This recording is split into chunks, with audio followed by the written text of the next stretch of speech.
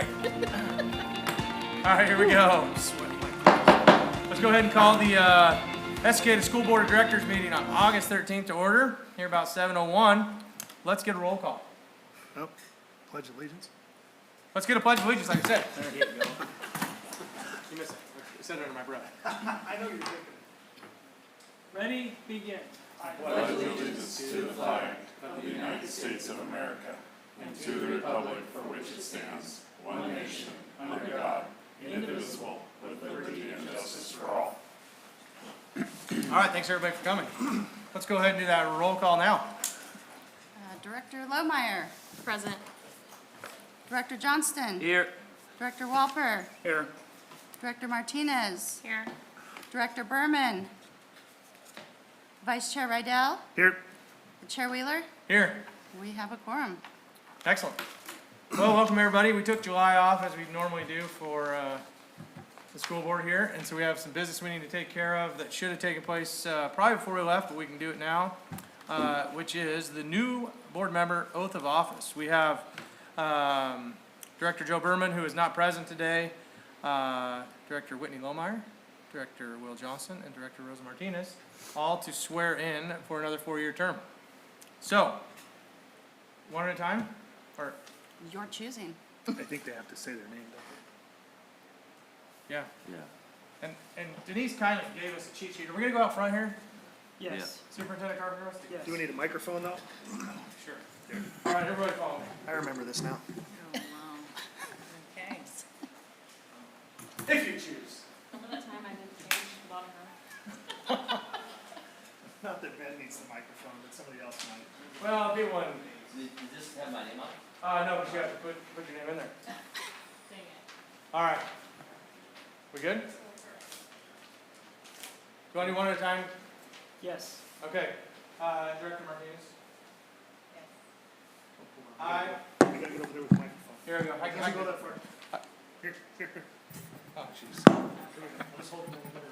Okay. Do I start now? I, Rosa Martinez, I, Rosa Martinez, do solemnly swear do solemnly swear that I will support the Constitution of the United States, that I will support the Constitution of the United States, the Constitution and laws of the State of Oregon, the Constitution and laws of the State of Oregon, policies of the Escada School District. policies of the Escada School District. During my term, During my term,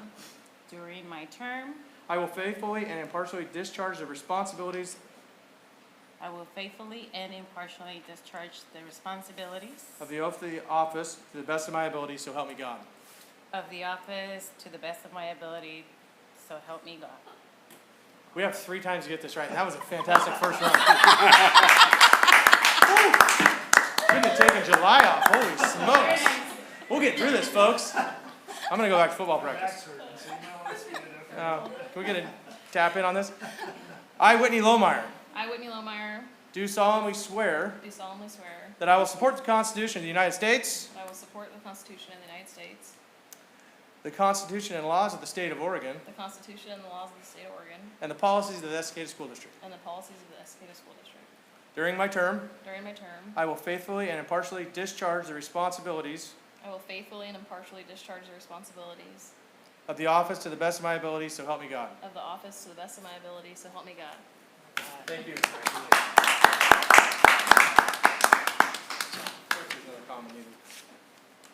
I, Will Johnston, I, Will Johnston, do solemnly swear do solemnly swear that I will support the Constitution of the United States that I will support the Constitution of the United States, and the Constitution and the laws of the State of Oregon, the Constitution and the laws of the State of Oregon, the policies of the Escada School District. policies of the Escada School District. During my term, During my term, I will faithfully and impartially discharge I will faithfully and impartially discharge the responsibilities of the office to the best of my ability, so help me God. the responsibilities of the office to the best of my ability, so help me God. Thank you. Martinez, Director Lohmeyer, welcome back. Thank you. I should have given you a shake after that. I'm a little rusty. Promise I'll get better in 2 years. You guys don't boot me off. Good job, Ben. Well, thanks everybody for being here. We're in store for a great August school board meeting. Next up, we have the election of the board chair for the 2025-26 fiscal year. Denise, if you could remind me, how many years have I been doing this? Am I at my second or third? This is your second. This is my second, okay. So, the way this will work is we will take nominations, and then if there's any other nominations, we will do so, and then we will take a vote. We will vote for the first nomination first, right? You get one vote? And then if there's any second or third or fourth nominations, we can do so as well.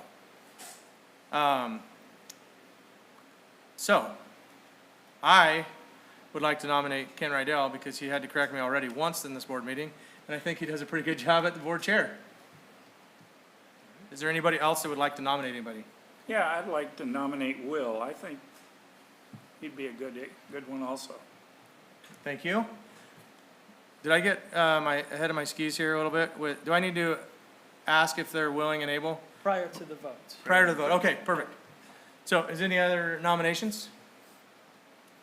All right, so we have Director or Vice Chair Rydell and Director Will Johnson. Then you ask if we're willing, the second paragraph. What's that? That second paragraph that you ask of each of us. I know, I'm just trying to figure out how to do this methodically. Well, I'm trying to read the. Do I ask each individual first or collectively? All right, so Vice Chair, are you willing and able to serve as Chairman of the Board if you were to be elected? Yes. Director Johnson, are you willing and able to serve as the Chair if you were to be elected? Well, I appreciate the nomination. I think that at the current state, it might be better served in my director role now. I appreciate that. So with that, we will withdraw Director Johnson's nomination. Thanks for the nomination. Oh, you're welcome. I believe in you, so. With that, we have one nomination that still stands. So all those in favor of Vice Chair Rydell to take over the chairmanship, please raise your right hand. Motion carries. Okay.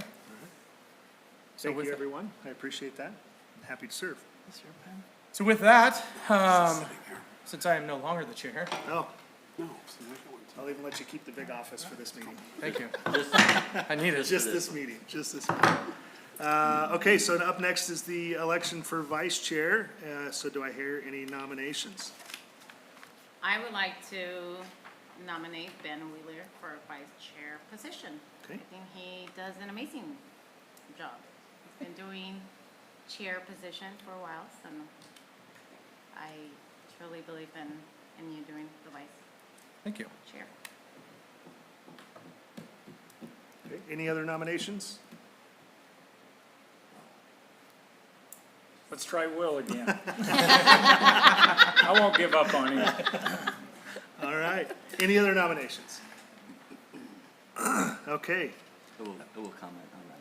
yep, yep. So, previous chair, Ben Wheeler, are you willing and able to serve in this new role if you were elected? I am willing and able, and I appreciate the nomination and the kind words. Director Johnston, are you willing and able to serve if you are elected? Yeah, I think this is the appropriate next step. Okay. All right, so we have two that we'll be voting on. So the first nomination was for Ben, so all in favor of Director Wheeler as the vice chair, raise your right hand. What's that? Should I not vote for you? I don't know. I've You never can't been- vote for yourself, that's for sure. Can't vote for yourself? Correct. Okay. Okay, so let's see those hands again.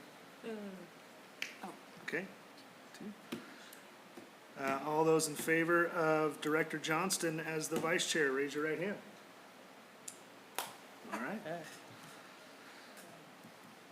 Congratulations, Vice Chair Johnston. Thank you. Excellent. All right. All right. So moving on to the adoption of the agenda. So, but before we do that, Denise, was the meeting properly notified? Yes, it was. Okay, thank you. So can I get a motion to either approve or amend the agenda, please? Chair Rydell, I move to approve the agenda as written. It's been moved Second. and seconded. All in favor, raise your right hand.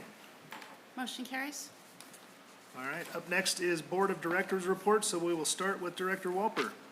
First of all, I want you guys to know that I wasn't picking on you, okay? I just think it's time for some new blood.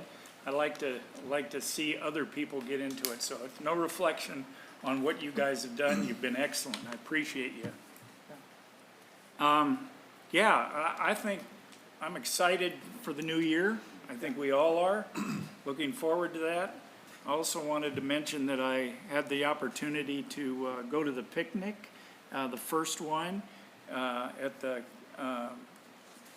Cazadero. Yeah, the Cazadero. Danny was there. She did an excellent job. Josh was there. He did an even better job. He cooked. The hot dogs were wonderful. I'm excited to be back. I think we're going to have a good time this year. I'm looking forward to it.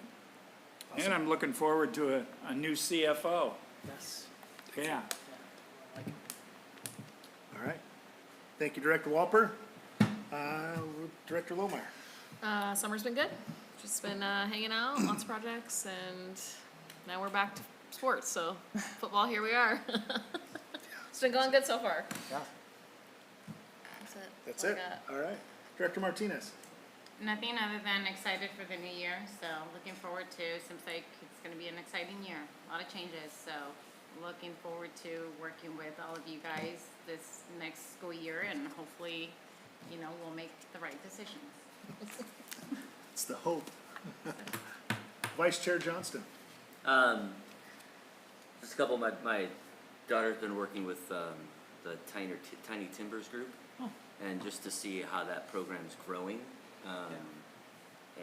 So she's supposed to be working in a part-time role there starting in the year. So we're excited to see that program grow and now bringing in people from the community to start helping in the community with the littles that are going to be going to school there. And then I'm really excited to hear about all this construction that's going on and the update we can give to the community on the progress we've made over the summer. So.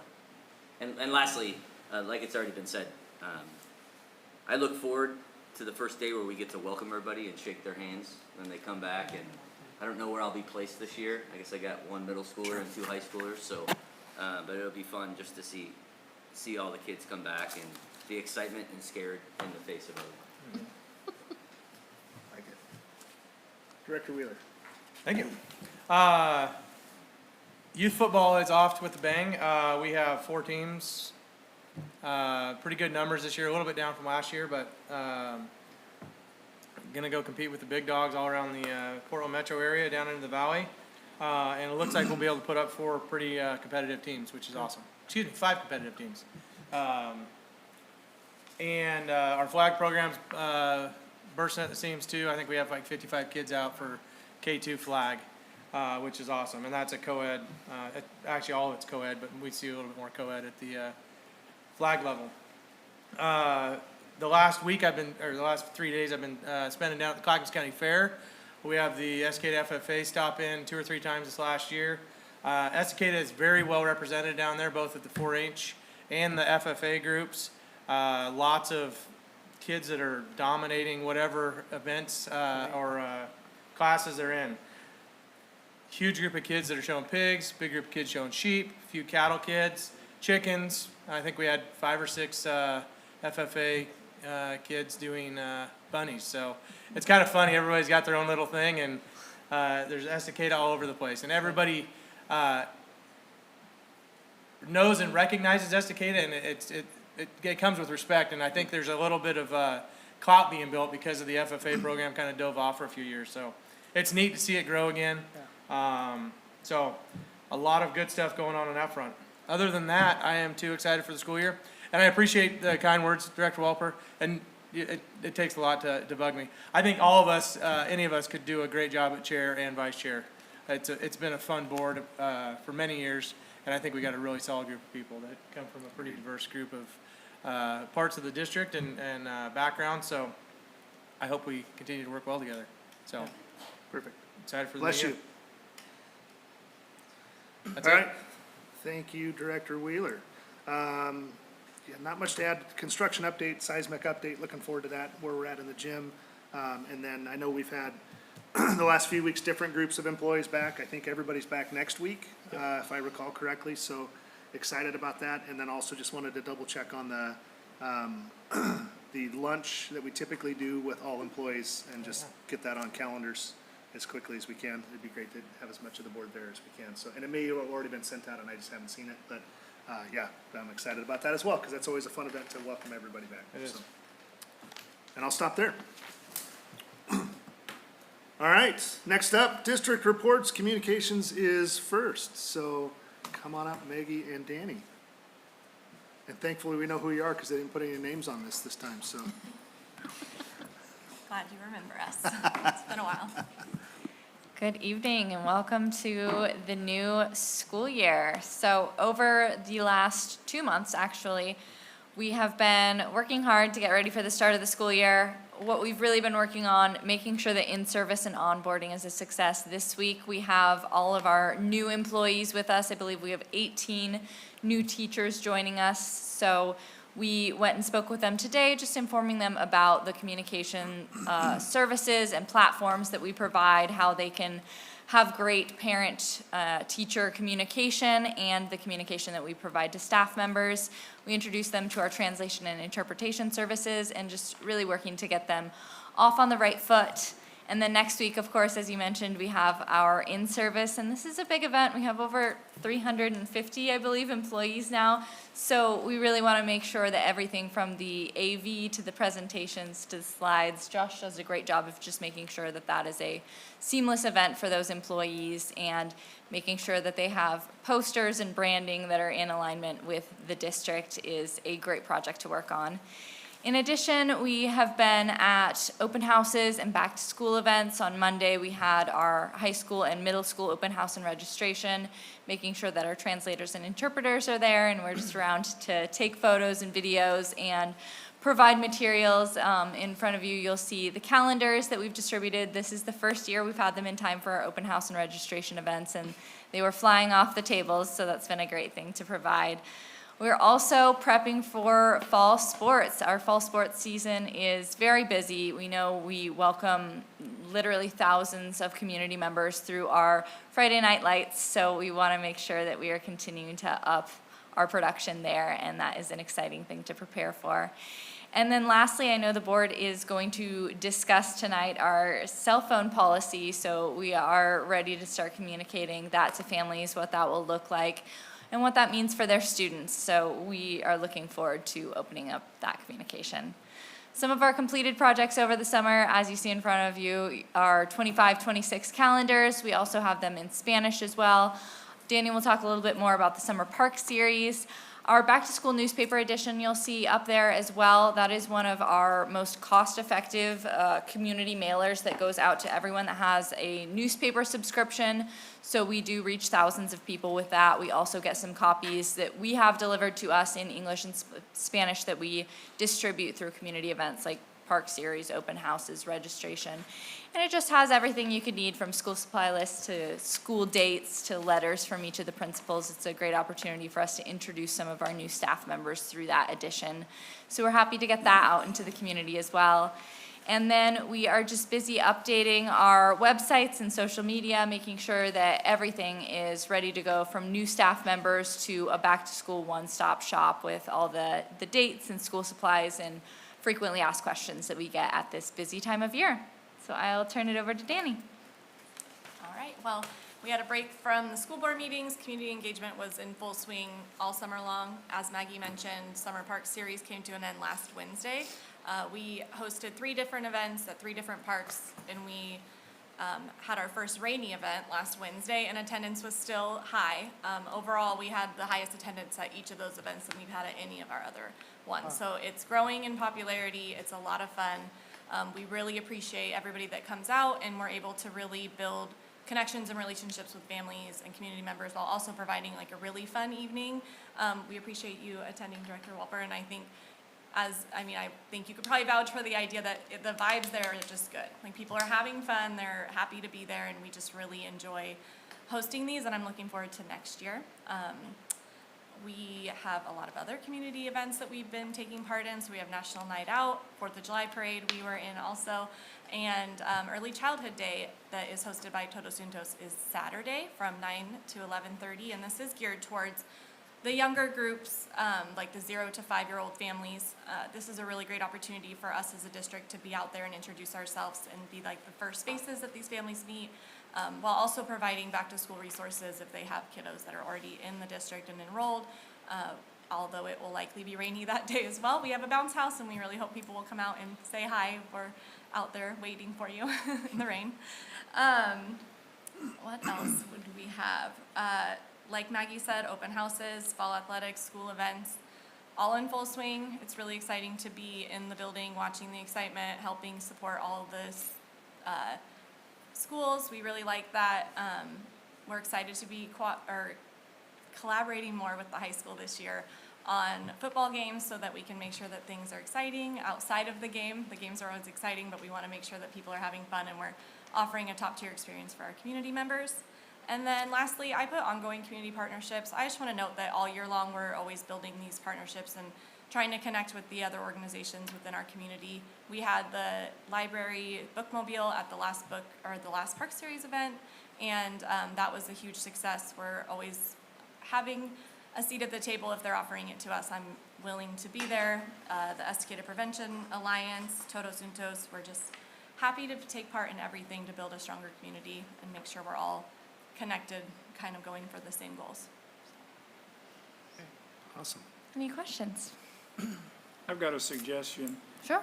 You guys did a wonderful job, but we really didn't talk much about the schools at all. Yes. And it might be a good idea to maybe promote the football game, basketball games. It's just something coordinated with the school rather than just here's a hot dog and, Yeah. and some games. Those games were good. I appreciate that feedback. You attended the first event, which Maggie was out of town for. She typically does a really wonderful job speaking about the schools. I was a little nervous, if you couldn't tell. So I did have a whole script planned, and I got up there, and I even intended on introducing you and kind of got nervous up there. But the other two, I will say, Maggie does a great job kind of saying the wins that we're doing and talking about reconfiguration and really opening up the conversation. So I'll make sure and do a better job Well, if I don't have put to yourself get up on down. the You mic. did a great job. You really Thank did. you. I appreciate the feedback, though. Okay. Any other questions? I attended a city event recently, and it seemed like a lot of their materials were very similar in like style. Have we been helping them out at all in certain ways? We are always open to collaboration, but we've talked with them in the past about just communication methods that our community resonates with.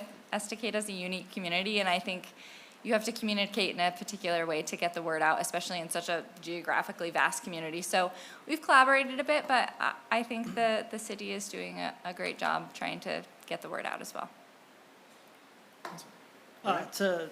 To really give Maggie and Danny some highlights, though, Malala was successful at passing a bond, and they asked Maggie and Danny for a lot of the stuff that we used during our bond campaign.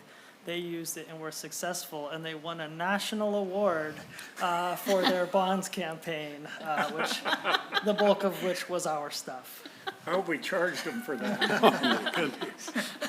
We always enjoy the opportunity to collaborate, and that Park Series event that Danny was at, I was actually in Washington, D.C. at a school communications conference, at a national conference, and we got to present a little bit of what Estacada does in the communications realm, and it's great to see the recognition that Estacada is getting far and wide, not just in communications, but in every avenue. Well, thank you guys. All right, great, thank you. All right, next up is the Finance and Accountability Report. Do I Scott? sit here? Yep. All right. Well, thank you very much. I'm happy to be here. I started in July and have focused predominantly on closing out last year's books and assessing the financial position of the district.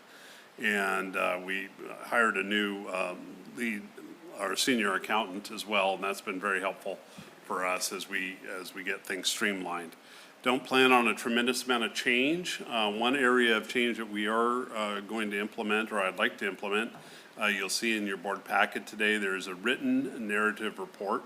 That report will come to you every month, and in that report, it talks a little bit about the calendar in terms of how we in the fiscal office really time the year in terms of the work that we do, the workload that we take on, and how we report out and how that impacts us in terms of evaluating budget performance as well as making plans into the future. So that's kind of a general timeline as to how we operate in there. Just to say that we also are very committed, and me personally, and I'm also very committed to transparency and open to feedback. If there at any time you want to know anything about the financial position of the district, my door is always open and always willing and enjoy talking about finances with folks. So happy to do that at any time.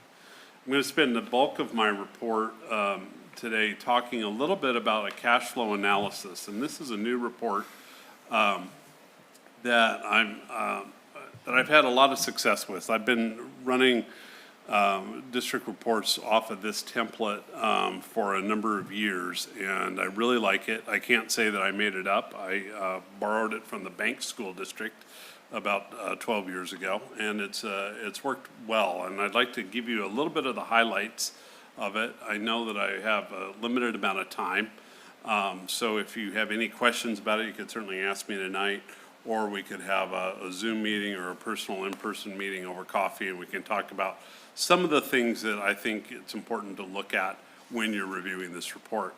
Essentially what this does is, as a general cash flow analysis, what it does is it shows the revenues and expenditures for each month throughout the year. And then it projects the months that we haven't hit yet, August through June in this case, for the balance of the year, based on budget performance in the prior fiscal year. So those numbers aren't made up right now in terms of the projected numbers. What we've done is actually created this exact report with all the cells for the budget last year. And so the percentage, the projections come as a percentage of budget that we've utilized in the prior year. And so while that's not a perfect projection, it's a pretty good projection because essentially budgets perform fairly consistently year over year. The revenue comes in, like local revenue comes in mostly in November, for instance, because that's property tax revenue. State school fund is heavily weighted in July because we get 2 payments of the state school fund in July, and that's a state source revenue. So that happens consistently through the year. And so subsequently, it's a pretty good idea to gauge the current year's performance on last year's performance. And the other nice part about this particular report is if we do learn something that happens that's a little out of the ordinary, or if we know that we're going to get more state school fund because we have an adjustment, we can just override those projection figures and get that data a little bit more concise for you. So I like this report. I'm certainly open to feedback to it.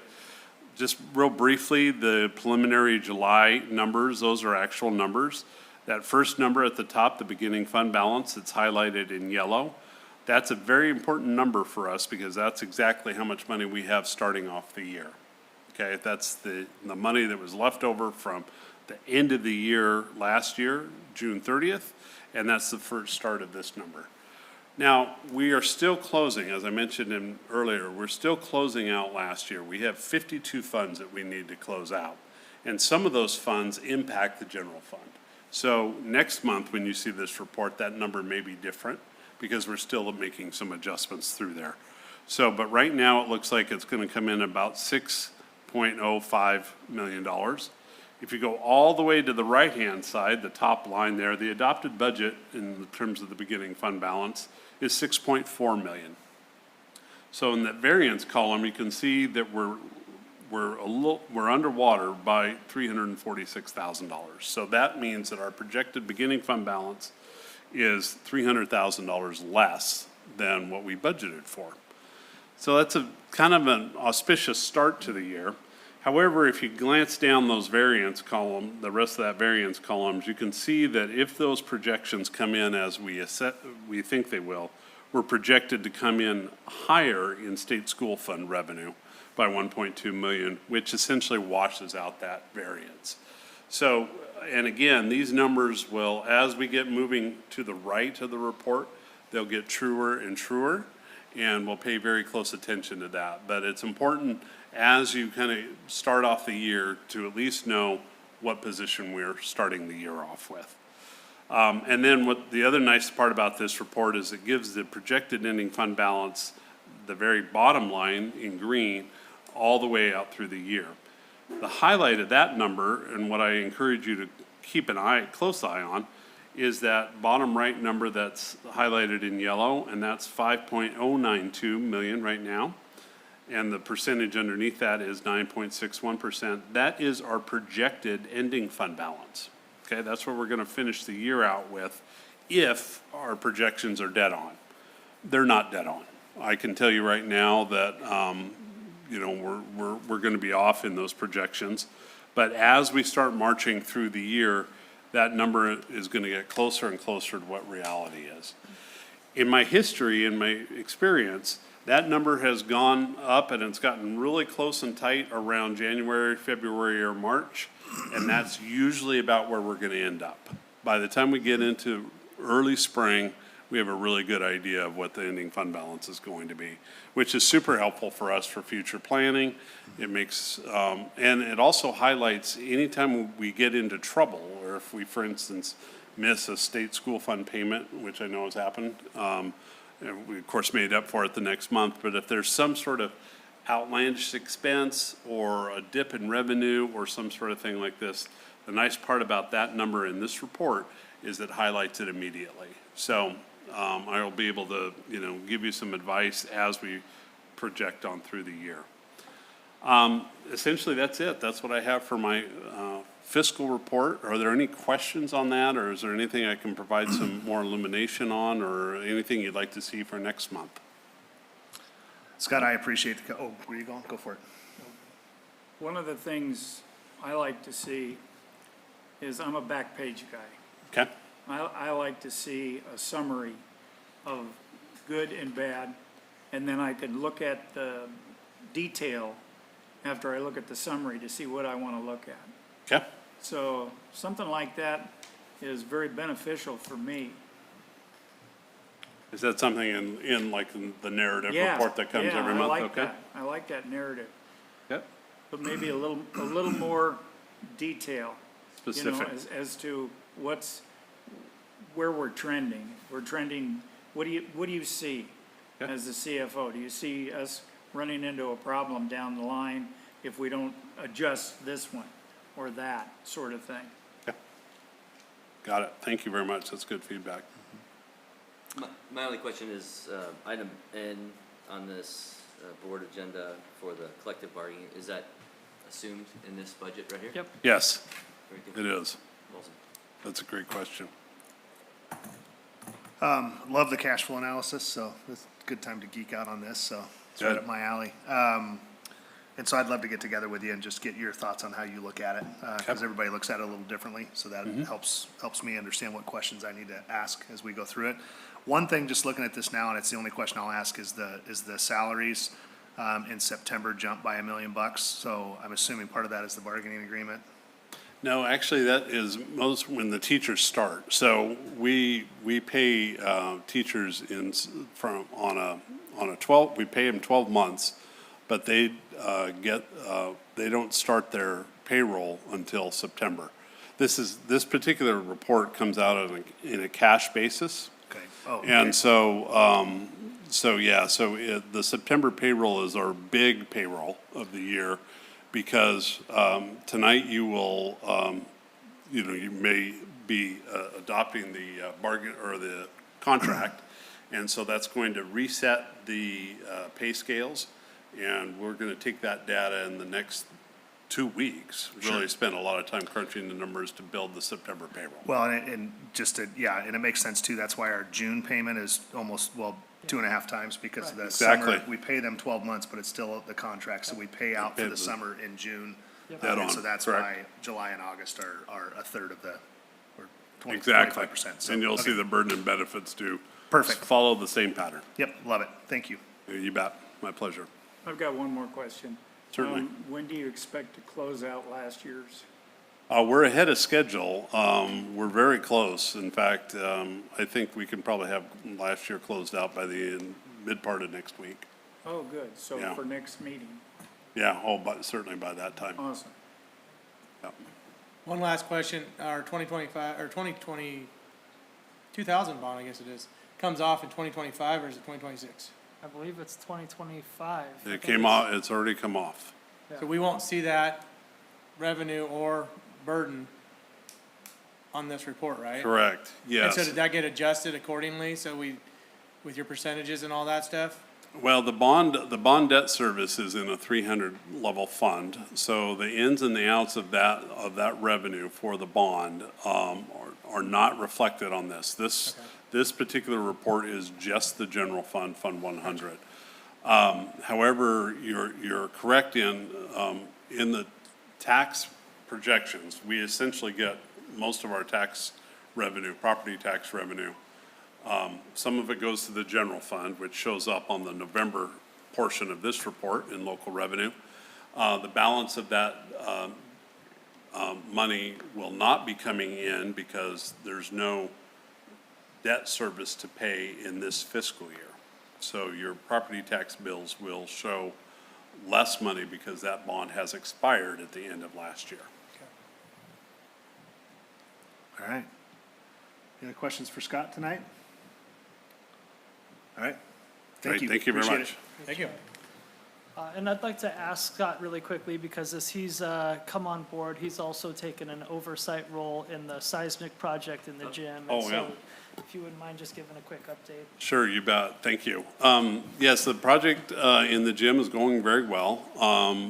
The gym is essentially going to be ready for student participation and use by the end of the week, so Friday. The contractor and the engineers guarantee that people will be able to utilize the gym. We'll still be up on top of the roof, adding some, there's some insulation material and capping that's happening on the top of the roof, and so that's going to go probably one more week. But the students will be cordoned off anywhere that there's any kind of fall hazard or that type of thing.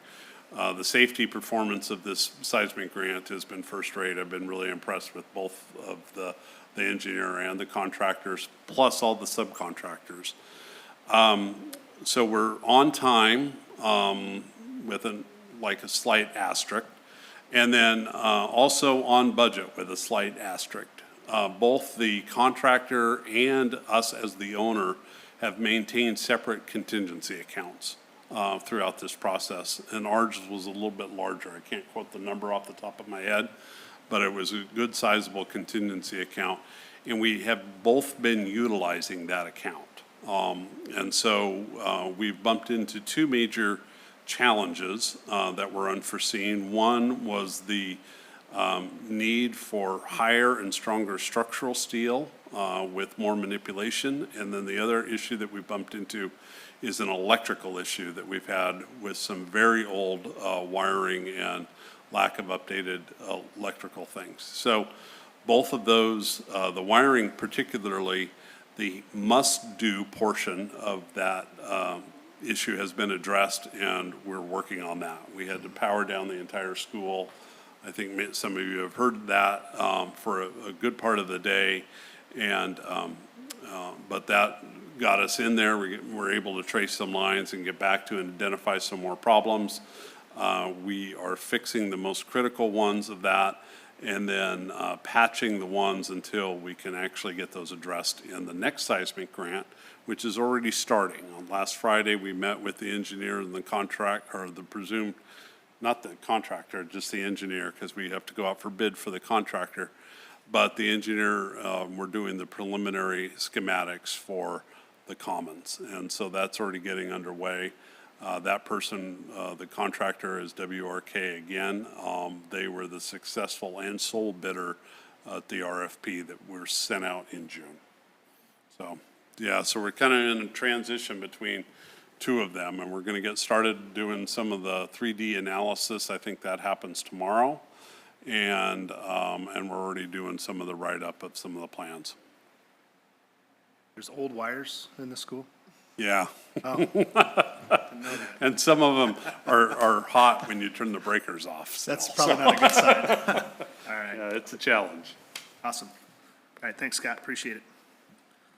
All right, next up, Superintendent's report. Okay, thank you very much. And again, I just want to reiterate how pleased I am to have Scott Pillar on board on our team. I hope even in his first presentation, you were able to see experience, knowledge, and just deep understanding of not only, school finance, but our particular finances as well.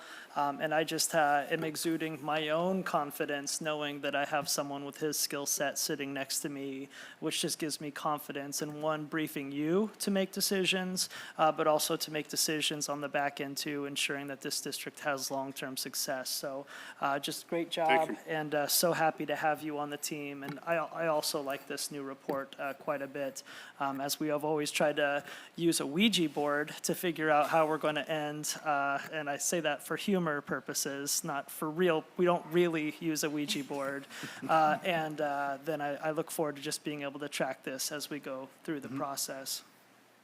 We are officially back to school. We welcomed our leadership team last week, and we have such a talented leadership team, returning so many great leaders, in addition to adding a few others from some other great school districts, including Scott, who we stole from the Cascade School District. And by the way, circle your calendar for Halloween night. Estacada plays Cascade at home on Halloween night. It is the 26th most important game in the state of Oregon for high school football, at least according to the Oregonians. So that's a good one, and Scott and I will have to wager something on that particular game. We need Although to Only if I get to. keep him away from the referees. yeah, yep, absolutely. He's a Ranger now, so I know who he's rooting for.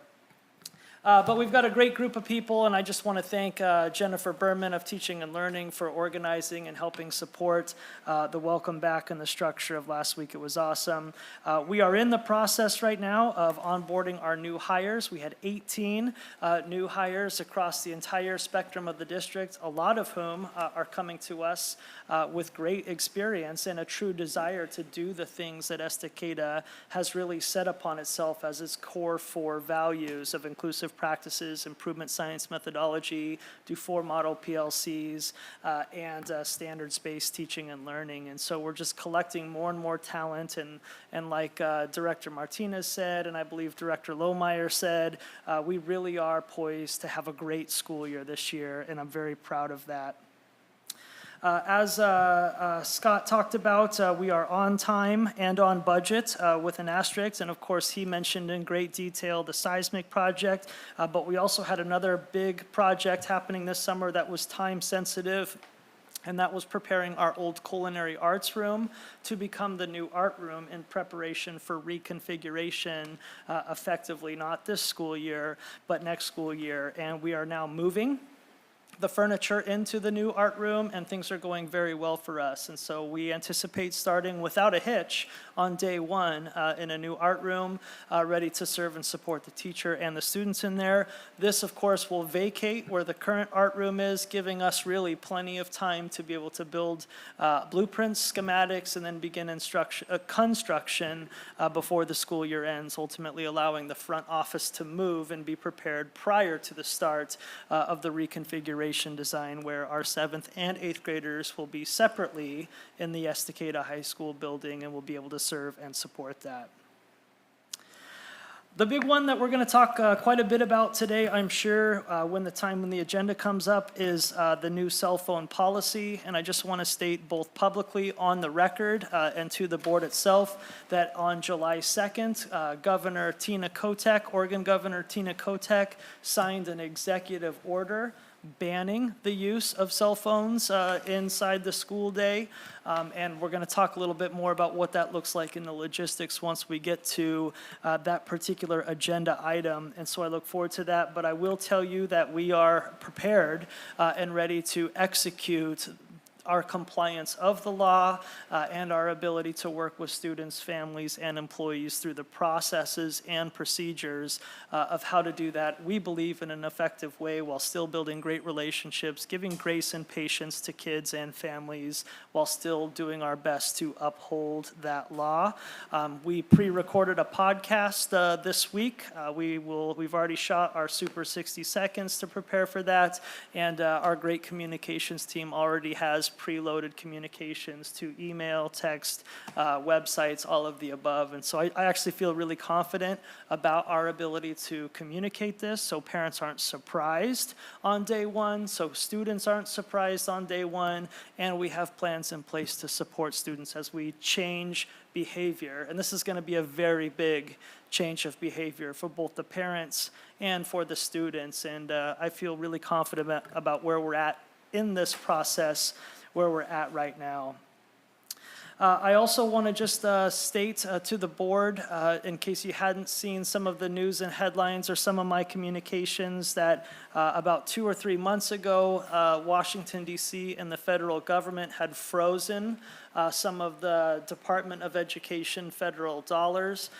This impacted us a little bit, not a lot, but primarily in Title I, in some subcategories, as well as some migrant ELL type of work, and some things that we were using that money to support our interpreters to go out and work with our community and engage in the community.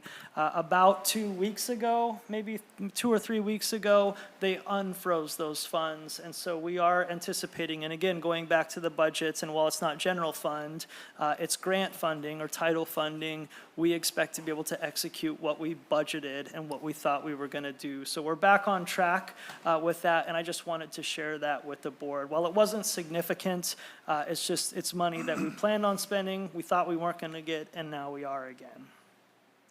Last 3 or 4 things. I just want to share that we took a pretty deep look at enrollment today. Obviously, there's still a couple of weeks until the first day of school, but I'm happy to share that enrollment continues to trend upwards. I believe our count as of today is 1,999 students. That's up about 50 students from where we ended the school year last year. But what's interesting about this upward trend is typically this has been coming in kindergarten, first grade, as new families with young children are moving into our community and enrolling their students. Our kindergarten numbers this year are actually quite down from where they were before. There's currently 41 kindergartners at Clackamas River and 68 kindergartners at Rivermill Elementary School. But I told you we're still experiencing a small boom. Ironically, it came from 1st through 4th grade this year is where we're seeing the biggest uptick in students coming in. So our elementary schools are still feeling the pressure of just more influx of children into our local school districts, but they're not coming through from the kindergarten ranks, if that makes sense. And so I just wanted to share that. Again, that's subject to change. We know a lot of kindergarten families show up a couple of days before or even on the day of and enroll their kids. And so those are soft numbers. I just wanted to share with you that we're still trending in the upward direction as we start this school year.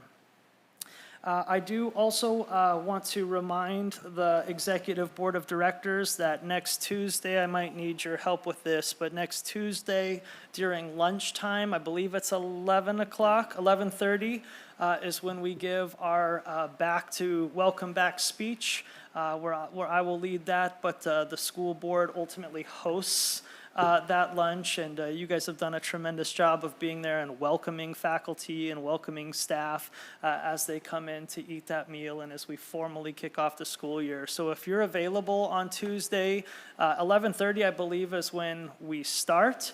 So if you could get there prior to that, just to shake hands and welcome people and, obviously be visible, would be greatly appreciated. If you can't, not a problem either. I know you're all very hardworking, busy people as well. But again, customarily tradition, the chair gives a short address to the staff as well. And so I'm hoping that we can kind of work together on what those 4 or 5 minutes look like in terms of the chair's welcome inside of that Where's as that well. gonna be held? It's at the Commons, yeah, And- Estacada High School Commons. I'm actually looking at the agenda right now. It says 9:30 to 11:30, so 11:30 is when lunch actually starts, Okay, so. and that's when I talk-ish in there too? That's Perfect. what I'm Okay. seeing here, yeah. And Great. What's that? that's when all grades return, Yes, except for the beginning grades. correct. Ninth and sixth. Oh, no, this is Staff all employees, Oh, no next. kids. Yep, Next, all the employees. 19th. And then the next one, correct, is when, we have a tradition of being in front of schools and just welcoming and greeting kids and families as they come back. And I'll communicate with all of you on where I'll be and what time that looks like. If you want to join or go somewhere else too, is perfectly fine. So those are the two big board events coming up. I just want to also echo my sentiments of strong thanks to Danny Randall, our community liaison, who I thought has just done a tremendous job continuing to build community excitement around the start of the school year, continuing to do out-of-the-box and innovative events, really trying to just engage the community with our school district. And I'm also pleased to see that Danny is also doing some additional things at our football games to, bring more people to our events and just engage positively with the great things happening. And I think if you come to a football game this year, which is aside from graduation, which is the largest attended event that we have inside our school district system, I think you're going to be really pleased both with Josh Gray and with what Danny are putting together to make this a true community event that, win or lose, we think people are going to walk away saying this was a great experience. And that's huge for us in terms of being able to convey that. So I wanted to share that. And then my very final one, and this is just kind of, the works are just getting started, but I wanted to communicate this with the board that Jill Bennett, our new Director of Special Education Student Services, who's replacing Jason Hobson, who was, a fantastic Director of Student Services. Her and I met with the leaders of the Orchid Student Health Center just right across the place.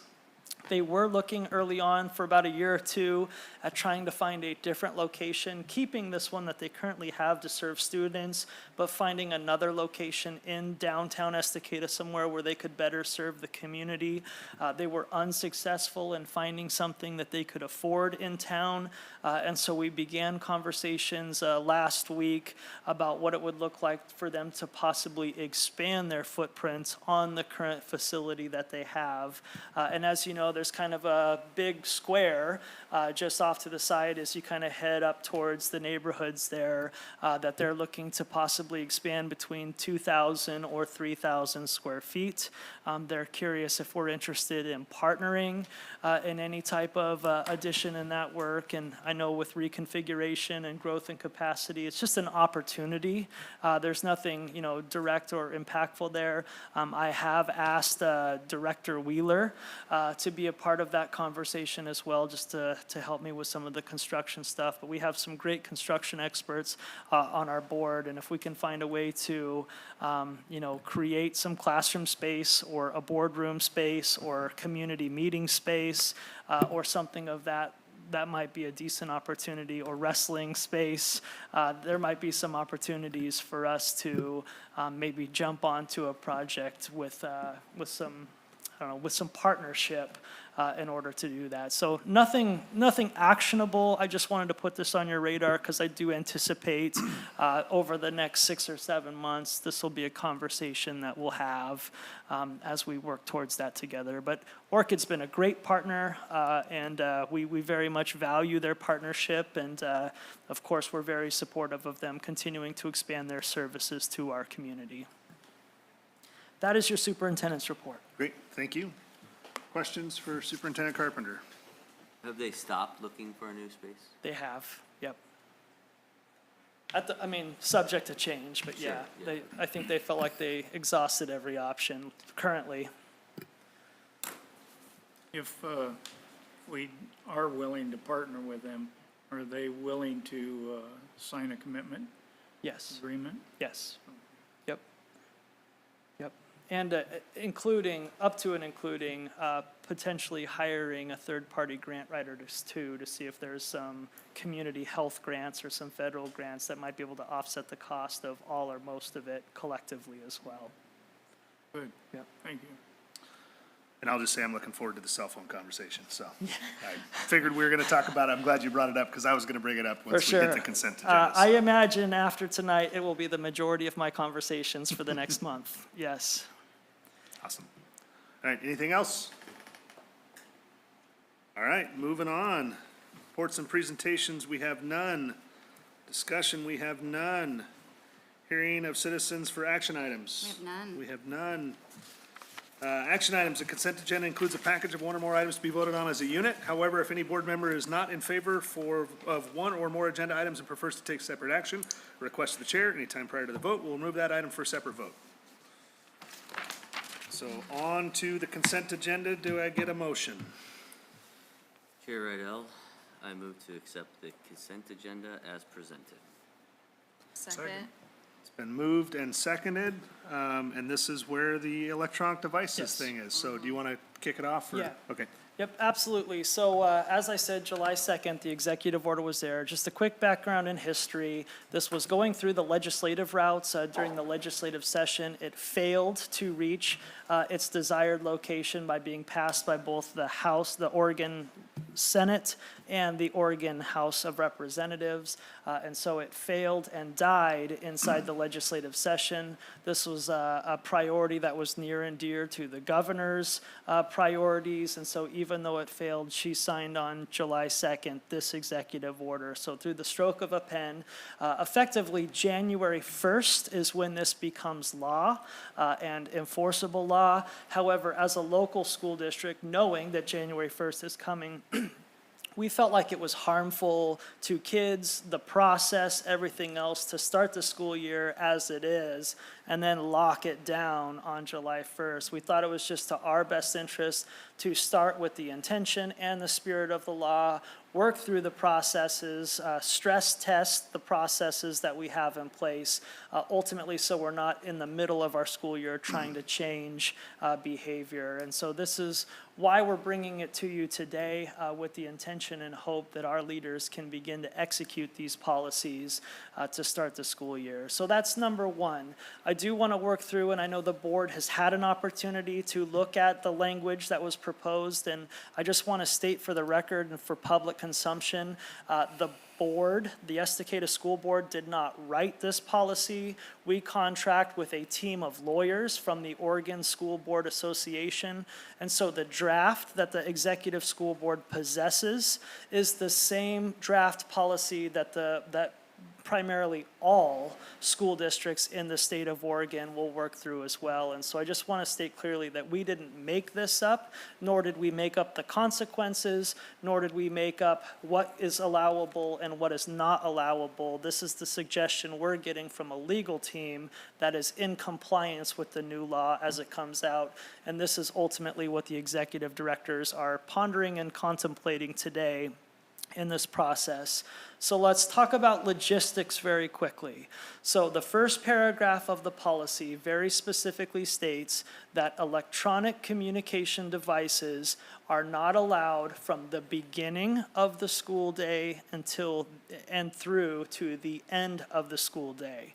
How the Estacada School District is going to interpret that is at the high school and middle school level. As soon as the first bell rings, cell phones, earphones, and watches are prohibited until the last bell rings. So when students are on the bus, they're welcome to use their devices. When students enter Estacada High School and are hanging out in the commons eating breakfast, they are welcome to use their electronic devices. But as soon as they get to their classroom and that tardy bell rings, the expectation is for all of those devices that receive two-way communication to be placed in their backpack or in their locker. And I'm going to talk a little bit more about the nuances of that here in a second. At the elementary level, because we know as generations grow up, kids get younger and younger that are in possession of cell phones. And how we're interpreting in our school district is every single morning there's what's called a morning meeting, kindergarten through 5th grade. And that's when all the students gather around on the carpet and the teacher gives the expectations of the day and shares the learning goals from the day.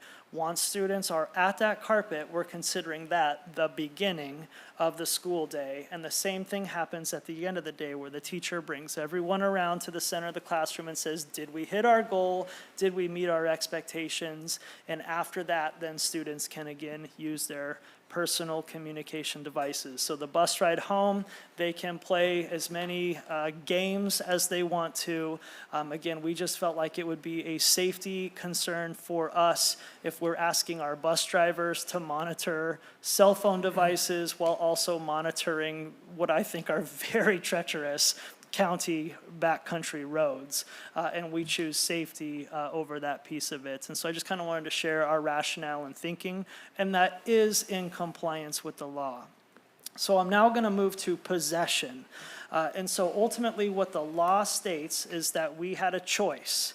The choice was that it needs to be away, that's non-negotiable, but the choice that I'm sharing and proposing to the board now is you could either have it in your backpack or locker, not on your possession, or you could have it in your possession, like in your pocket is the primary place for that. And I'm recommending that we choose the pathway of locker and or backpack, because again, while some people may agree or disagree with the law, the intent of the law is ultimately for students' mental health and a disruption to learning. And one of the things that science and research states is as soon as kids, including myself, as soon as I feel that vibration in my pocket, it's like a drug. It's a hit of dopamine or something of that nature. And we just really wanted to prevent the temptation of something buzzing in a kid's pocket and the temptation of them needing to look and see what that is, because we believe overall that sets the child up for failure, as well as it sets really everybody up for failure in working through the process. And so I'm proposing tonight that we ask them to have it in their backpack and in their locker. Now, why this is still beneficial is I anticipate that I'm going to get a flurry of parents, and rightfully so, I'm not saying it's wrong, I think it's right, that want to know the geographic location of their child at all times. And by their ability to keep the phone in their backpack really still allows the parents to be able to track the whereabouts and or location of their children without it being a disruption to the educational process. And again, if they see that the geographic location of their phone is in the front office, that's also an indicator that they violated the cell phone policy, and that should be a good thing for us to work through in that process as well. We've come up with a ton of different Q&As, or FAQs is a better way to say that, in different scenarios that we've tried to game out of what we anticipate our principals and vice principals will see. And one of the things we know is going to be a common complaint from parents due to convenience is the ability to text and change updates. I forgot my cleats, can you bring them down? I forgot my homework or my textbook, can you bring it down? Or from the other direction, parents are going to say, I am going to be 10 minutes late to picking you up, or your grandma's going to come and pick you up today because I can't make it. all very critical communications. And our recommendation to families is going to be twofold. We've become very used to this wonderful cell phone age where we can have instant communication with our children. I am just as guilty as everybody else with my 3 kids in this district as well. But back in our day, you used to have to call the front office if you wanted to communicate. And we have a great secretarial staff who is entirely committed on best-in-class customer service. If you're going to be late or need to relay a message to your child, you can still do that. I remember back in the day having to get picked up from practice. I used to call collect to my parents, and in the free little couple seconds, hey, come pick me up, practice is over, and then hang up, right? And so while I know we've progressed in a new technology age, there's going to be opportunities for parents to be able to do that. But in addition to that, if a child has a cell phone in their backpack and you're gonna be 10 minutes late to picking them up or some other type of notification, you can still text them, because as soon as that last bell rings, they're able to pick up their phone, look at that message, and make whatever adjustment it is that you need. They will still get that message before they get on the bus or before they get into somebody else's car or something of that nature. And so I just kind of wanted to talk about how we have pre-thought about some of these things that we need to work through in those processes. Also, one other thing that I want to talk about, and that is, it lost me, and I'm sure it'll be a question that comes up because it's another big important one that we're talking about. So there is the definition, there is the logistics. Oh, lunch and passing time. Lunch and passing time are also prohibited because beginning of bell to end of bell, and that's something that we need to really communicate to both the kids and the parents. And so as long as they're here at school during that time parameter, cell phones are prohibited. And so if a student is caught using their cell phone, watch, or listening to music in their earphones, that is literally against the law these days, and we're going to need to work through those processes as we do our best to comply with law. So let's talk about consequences, because this is where the bulk of our time of our administration and or teachers and leaders are going to be spending, particularly at the beginning of the year as we try to modify behaviors of our students and what they're traditionally used to. And so the policy, which the board is contemplating and pondering this evening, the policy specifically states that there's really a 3 strikes and then consequences occur. And so there's a lot of rumors that we're already working through right now that there are no consequences if you get caught. And that's not necessarily true, but the intent and the spirit of this is to really try to remind, build relationships, and work through the progressive discipline processes. So if a kid gets identified instead of caught, we'll use identified, in violation of this policy, the first offense is just a very friendly reminder. Hey, we're not supposed to have phones. Please put that back in your backpack or in your locker. That's strike 1, authentically. Strike 2 would be, hey, this is the second time, you now need to give me your phone. And so the teacher and or employee becomes in possession of that phone. The student needs to give it up. That phone will go to the front of the office where we will keep it in a secure spot. And at the end of the school day, the office administration and or its designees will hand the phone back to the child and say, don't do it again. They go home, we start a brand new day. On the third offense, we then confiscate the phone, and we will not give the phone back until an in-person meeting with the parents, the child, and administration takes place, because we need teamwork at this point with support from parents to be able to work moving forward through this process. After strike 3 is when the school district, per the law, gives us the opportunity to use different disciplinary systems in order to support these behaviors. And that will look something along the lines of lunch detention, after-school detention, and Saturday school. One of the things that the governor explicitly underlined here is not to take learning time away from kids. So a violation of a cell phone does not mean we'll be placing you in-school suspension or throwing you out into out-of-school suspension for 3 or 4 days for a cell phone violation. And so it will be the during lunch, after school, or Saturday school that will work through that process. But one thing that is important to note inside that policy that you're looking for today, and again, in compliance with law, is specifically this. If the employee says this is the second or third time you need to give me your phone, the moment the child says no, it becomes insubordination. And the school district does have policies in that process to work through the insubordination route, which could include, up to and including, out-of-school suspension and potentially expulsion. But those are extreme routes, but there is a possible pathway for us to go through that process. The final thing I want to state for the record is the last thing the school district wants is the liability of being in possession of probably $1 million or $2 million worth of people's phones. That's $1,000 a phone. I am not excited about the district being in possession of these things while we work through the processes.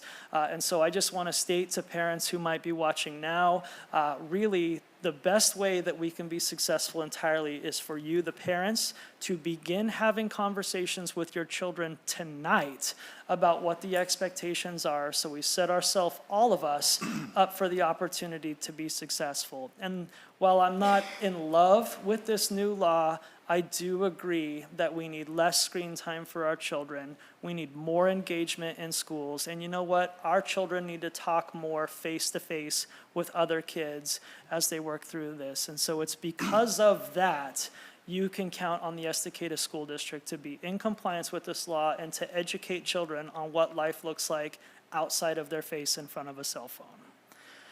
So there is all of it. Now, I'd love to entertain your questions. I don't have a question to kick it off, but I think a couple things that are worth restating, right? The location, access.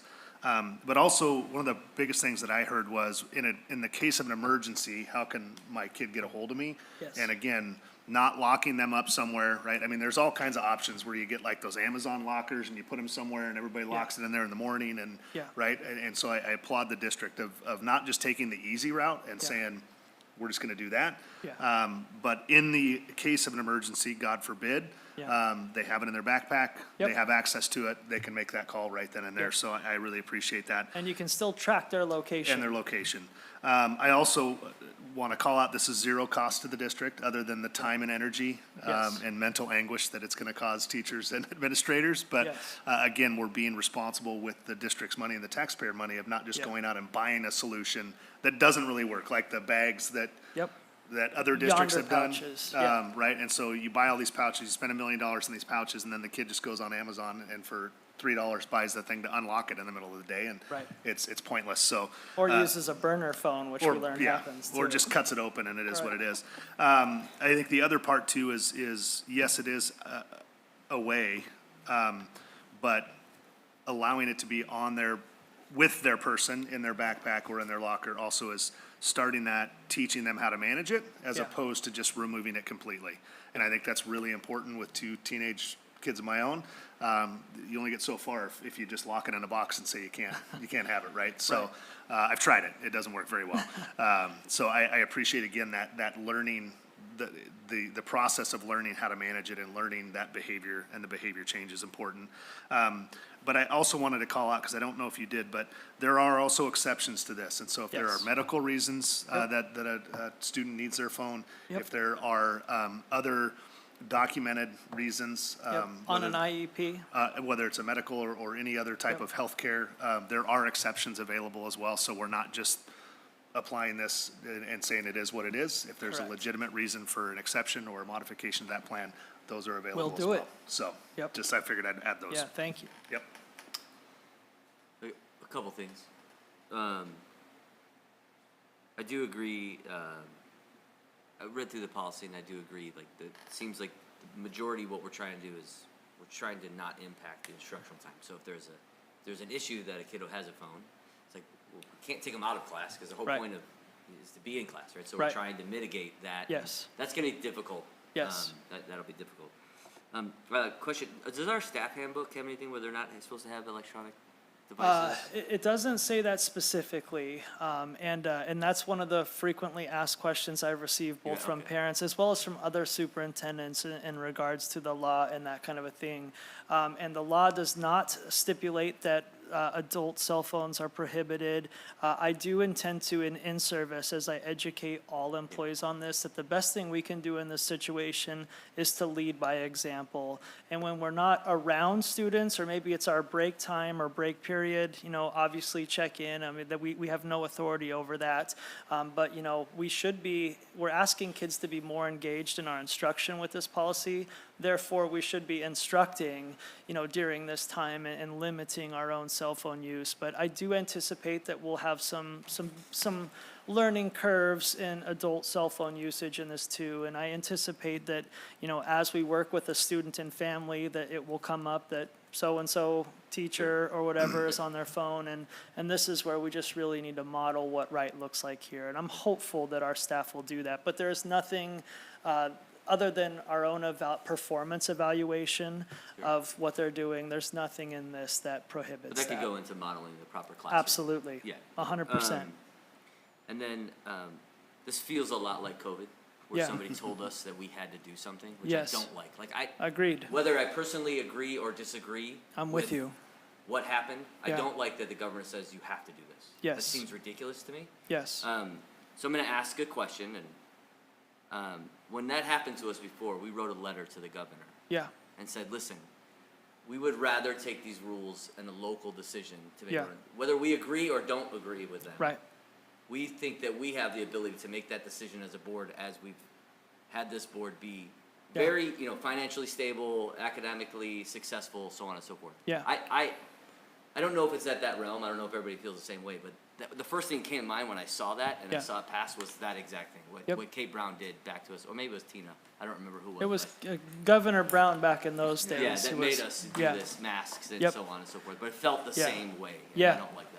I do not disagree with you, Vice Chair Johnston, and I would be, if permissible by the board's direction, I would be more than happy to pen some form of letter to be signed to send to the governor, just expressing. I don't know what it would do, but it's. I don't think our last one did Right, anything. but I certainly understand the spirit, because the truth is, last year, a lot of different school districts did different things about cell phones without this direction. And I'm actually quite proud of what we did with cell phones last year. And we saw a significant reduction in cell phone use, and our motto was just off and away. And while, obviously there was still times where students were on their phones and that type of thing, we saw a decrease in bullying, we saw more engagement. Our data would suggest that graduation, special education, there was a lot of data that would suggest what we did last year was good and improving. And so I agree with your sentiments that I don't necessarily like being told what to do like this too, because we've worked so hard to represent our local values. But on the other end of that, no different than what we said in COVID too, is our citizens need to be able to depend on us to comply with the law. And it would be a recipe for disaster if we got to just pick and choose what laws we wanted to follow and not. And so on the other end, I want to make sure that our community knows they can count on us to follow the law consistently, whatever that is. Yeah, for clarification, I think we should follow law all the time. Right. That's what we're supposed to, Yep. I just don't, think yes, Tina I know Kotek that. needed to say, Yeah. everybody has to pass this. Yeah. Yep. And what I'd say to that is if you don't like it, make sure you vote. Yep. Yes. That's the most important thing. Amen. Yep.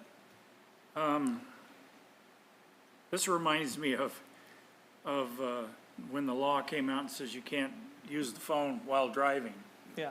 And how many people do you see today that are still driving down the road with their cell phone stuck up against their ear? Including police officers. Yeah, but that doesn't help. Yeah. That doesn't help, let me tell you. I know. Yeah. And, it's, we're dealing with with young adults here, Yeah, mainly. And they're always, we did it, they're gonna do it. They wanna stretch the truth a little bit. sure. You know, they wanna see how far they can get. And I think there's gonna be some problems there, but I think we can address those properly without, getting too many people upset. Yeah. You know, but if you don't like it, get out and vote. Yep. Yeah. That's the thing you've gotta do. I can't emphasize that enough. Yeah. Ryan, I would also just say, as you're welcoming everybody back, I'm sure this is gonna be a topic of conversation several Yeah. times, but I would personally, from my perspective on the board, of a big thank you to the employees and a preemptive thank you Yeah. to employees and administrators. Yeah. Because if you can imagine monitoring lunch at a middle school or a high school and there's no phones allowed, Yeah. I don't know what else you would be doing that entire time, and you do not have the manpower. So, Yeah. so I think it's going to be a heavy lift. Yeah. And another example, unfortunately, of the state of Oregon mandating heavy lift items and not funding it. Yeah. And so that, just want Yeah. to throw that out there too from a funding standpoint. But, Yeah. But a huge thank you and appreciation to the employees, Yeah. because this will be Yeah, a difficult yep. thing to manage, both from a student behavior and a parent behavior Yeah, standpoint. So. no doubt about it. And I will echo those thanks from you and on behalf of the board. And one of the things I do like about this policy that you're contemplating this evening is it's very black and white.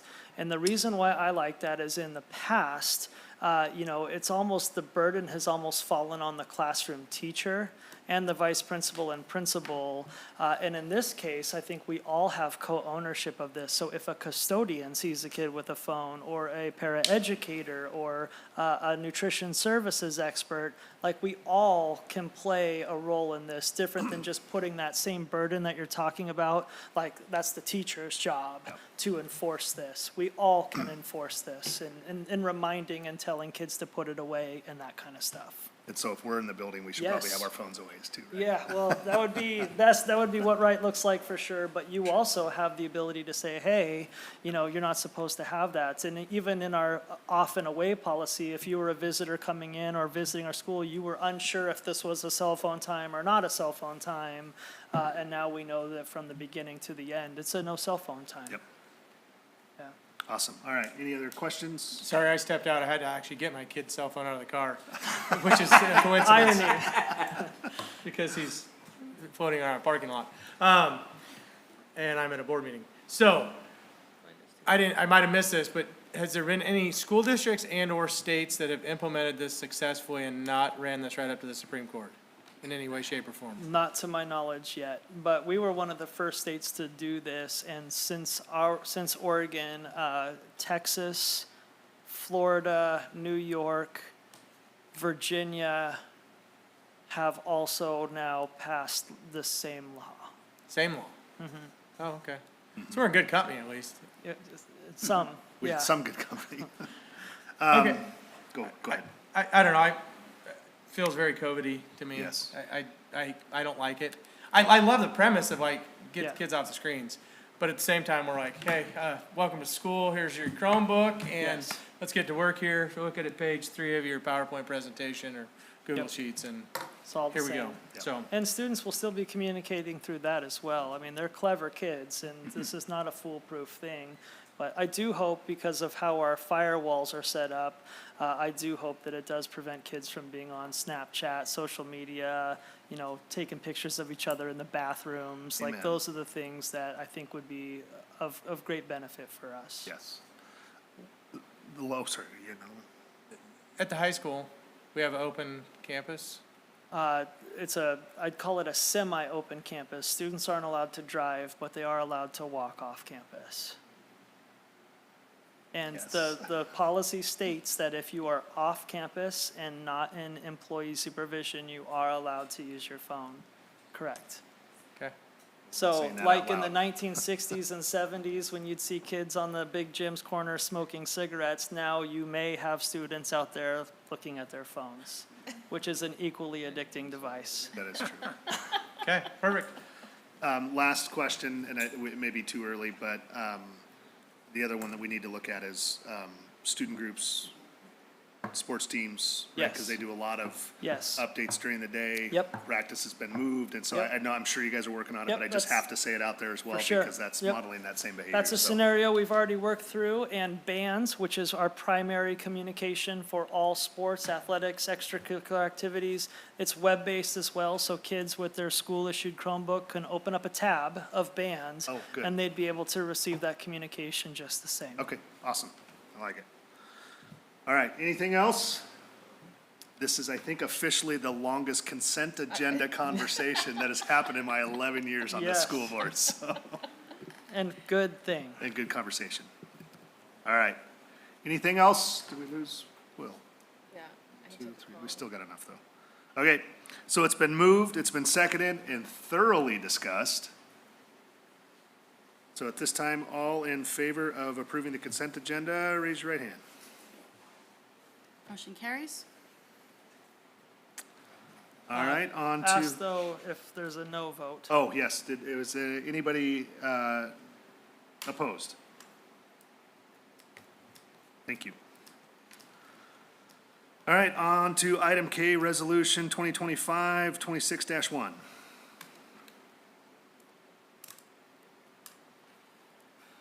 Chair Rydell, I move to approve the annual resolutions for 2025 and 2026 fiscal year. Moved, Second. moved and seconded, any discussion? What I would say, again, this is what we do every year, so appointing who can do what, and so it's not any special powers. And it's ones we have to do every year, so, Correct. and making sure that we've got the approved people to make the approved actions, because if we don't, then we can't run our business. So, Correct. all right, any other discussion, questions? All right, all in favor, raise your right hand. Motion carries. On to item L, the ever-important integrated pest management plan. Chair Rydell, I move to approve the Estacada School District 2025-2026 Integrated Pest Management. Second. Moved and seconded. I would say again, we do this every year, Yep. so. it's And we're riveting. doing a great job of it too. Yeah. I like it. Bugs, No bugs. we're bug-free. Bug-free, I like it. All right, moved, seconded, discussed. All in favor, raise your right hand. Motion carries. All right, on to item M, the professional services contract with ESS West LLC. Chair Rydell, I move to authorize the spending over $150,000 for professional services contract with ESS West LLC to provide substitutes for teachers, paraeducators, cooks, and custodians for the 2025-2026 school year. Second. Pick the long one to motion too. That's a lot of reading. Full of hot air. Director Martinez seconded. Yeah. Got it. Okay. Any questions? Again, this isn't a new one. This is our sub-services. It is, but it just says over. Is there an up to? There isn't, or at least there hasn't been, and this ultimately pays for the substitutes of everybody. And one of the things that is of note is I think we pay certified teachers $300 a day was what our rate was last year. We were about 160, we have a budget for it. In the budget is a budget item for what we intend to spend. It's just over 150. But we were about $165,000 over that budget last year. And so so what we have chosen to do this year is to freeze the per day thing, the wage for the substitutes, and kind of hopes to tamper that down a little bit.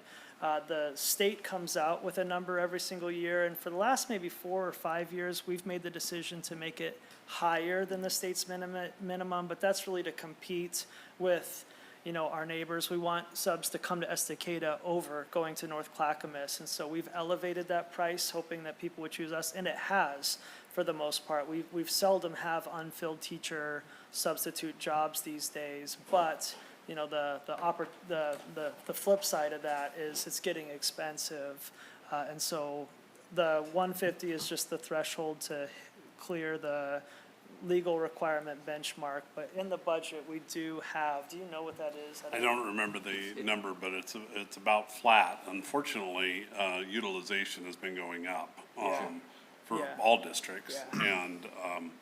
And so we're really gonna have to work on the front end of that in terms of encouraging our staff not to take as much leave and spending time in front of kids. I think it's about $600,000. That's about right. Yeah. And I just, again, to clarify, this 150,000, again, it's, in order to spend more than that, we need board approval. Yeah. But this is not just money we're paying to the company to find the people, No. right? This is going to the substitute teachers. That's So it's correct. just, but it pays through that. I just want to make Yep. that clear. We're not paying somebody over $150,000 just Yep. to find us subs. Correct. All right. Any other discussion? All in favor, raise your right hand. Motion carries. On to item N, the bargaining agreement. Chair Idell, I move to approve the new collective bargaining agreement between SK School District 108 and EEA as presented. Second. Moved and seconded. I know we've talked about this a lot. Yep. Over the last several months. I don't know if you have anything that you Yeah, want to just, add. I'll be a quick soundbite. We're very proud to welcome and submit to you a collective bargaining contract of 4 years, which is really quite impressive. The standard contract lasts 3, and so very proud for the Estacada School District to have a 4-year agreement with our certified employees. It was a great negotiation and conversation, which reflects the relationships that have been built through the whole process. And I'm very proud to state that the Estacada School District is in direct competition with its big school neighbors as we try to continue to re-recruit, retain, and steal talented people to make sure that our children get the best educators as well, and we're offering a competitive and living wage. The financials and what that looks like is in your board packet, and you have the ability to see what that difference is, and we're happy to answer any questions of that, but I'm very proud of this deal. I think it's one of the best deals we've made in my tenure here, serving as your superintendent and being a part of this team, and I'm excited now to take the next 4 years to execute what I believe is a great contract. And I would echo that, just knowing what other districts are doing Yeah. and working through from a contract standpoint. It was Yeah. a good negotiation and a good faith negotiation. Yeah. That again is built on those relationships. Yes. Of partnership and teamwork. Yep. So much Thank you. appreciated. Thank you. And it goes to the financial part of it too. Our surrounding districts having to cut for not Yes. being methodical and thoughtful in the way they pass contracts and spend money. So, Yes, Yeah, good point. good call. So thank you for that. All right, any other discussion, questions? All right, all in favor, raise your right hand. Motion carries. On to item O, hearing of citizens for non-action items. None. All right. With that, thank you all for being here. Welcome to board leadership, Vice Chair Johnston. Thank you to the group for the confidence in electing me back into the chair spot, so. Yep, and thank you, And Mr. thank you, Wheeler, for Vice Chair all of Wheeler, your for leadership years of as service well. and board leadership.